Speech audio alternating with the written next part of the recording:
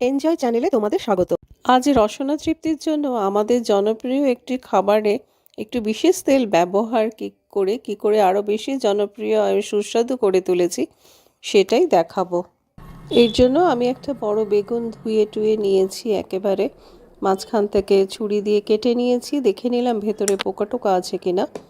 এবার ছুরি দিয়ে একটু ফুটো ফুটো ফুটো ফুটো ফুটো ফুটো করে নেব।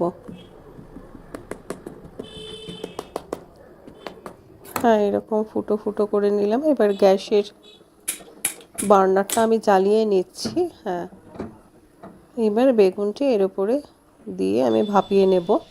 এটি কাঠকয়লার উনুনে খুব ভালো হয় খেতে, কিন্তু আমার যেহেতু এটি সংগ্রহে নেই তাই গ্যাসের চুলাতেই ব্যবহার করছি।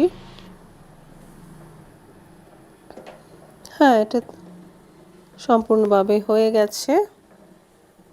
আমি গ্যাসটা বন্ধ করে দিলাম, করে দিয়ে এটি একদম গরম আছে। এখন একটি পাত্রে রেখেছি। বেশ ধোয়া হচ্ছে। অবশেষে ঠান্ডা হয়ে যাবার পর এর খোসাগুলো আমি এক এক করে ছাড়িয়ে নিলাম। আগে বেগুনের গায়ে তেল মাখিয়ে রাখার কোনো দরকার নেই, ঠান্ডা হয়ে গেলে ভালোভাবেই খোসাগুলোকে ছাড়িয়ে নেওয়া যাবে।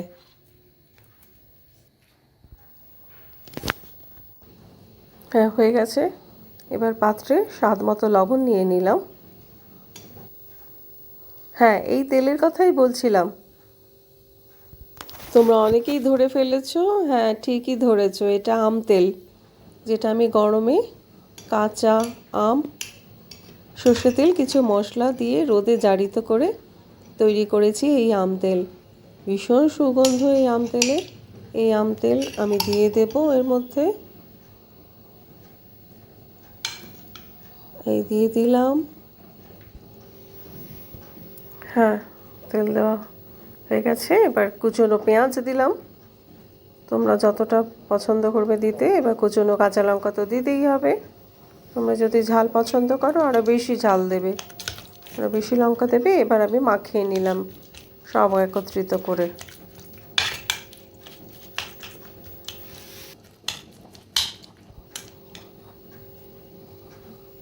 কিছু টমেটো কুচিয়ে রেখেছিলাম, দিয়ে দিলাম।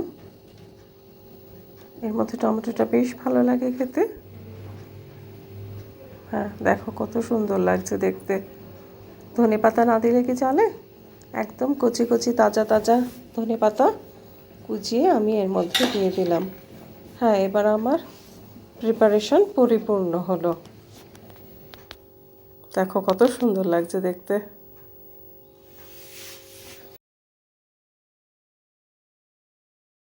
হ্যাঁ, এবার আমি রুটি বানিয়ে নেব, কারণ এই বেগুন ভর্তা দিয়ে রুটিটা খেতেই ভালো লাগে। এর আগের আমার রান্নার রেসিপিগুলো দেখেছো? সেগুলো কিন্তু আমি ভাত দিয়েই খেয়েছি, তোমাদের দেখিয়েওছি কত ভালো খেতে হয়েছিল। সেগুলো ভিডিওগুলো দেখো। কিন্তু এই বেগুন ভর্তাটা কিন্তু রুটি দিয়েই ভালো লাগবে। সেই জন্য আমি কতগুলো রুটি বানিয়ে নিয়েছি।